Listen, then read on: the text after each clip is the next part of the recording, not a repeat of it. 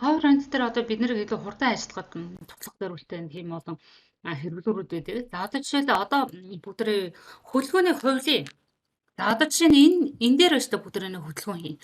За дээрээс доошогоо гэсэн энэ vibe гэсэн хөдөлгөөнийг дээрээс доошогоо. За тэгтээ дараах гэсэн сонголттойгоор хэмжижээ тийм ээ. Өмнөх юу.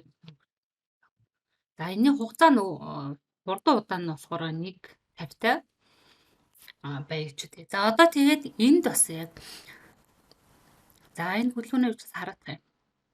За ийм хөдөлгөөн байна. За энэ хөдөлгөөнөө яг энэ дээр одоо бүтэн дээр нь ижлэгэн хуулж тавья.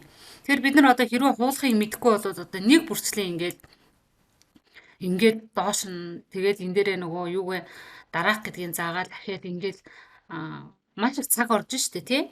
Тэгвэл ингэж олон дахин үйлдэл хийхгүйгээр бүгдээ энэ хөдөлгөөнийг хууж болдог. За одоо энэ за саяны энэ хөдөлгөөнийг хууж тавья.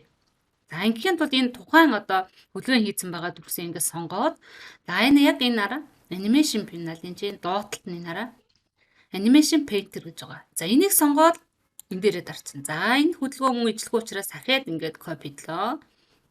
Дарлаа. За одоо бүгдээ харъя та. За одоо бүр ихнээс нь хамгийн ихний хөдөлгөөнөөс харъя. За энэ орж ирлээ. Дараагийнх нь тэр орох хэвээр.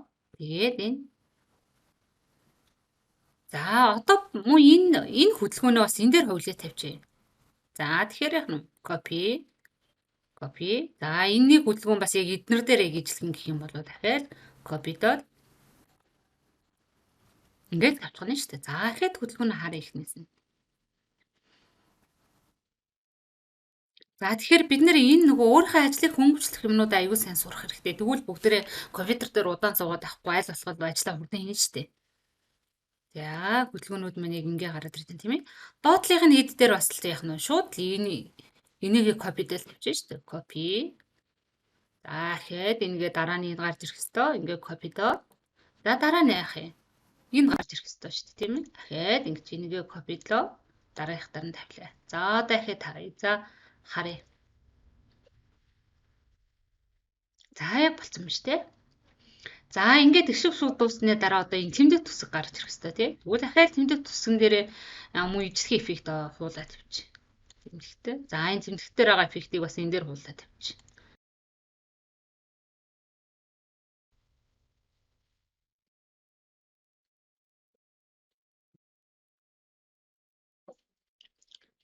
За ингээл бүгдээ хөдөлгөөнийг хувилдаг байх нэ. За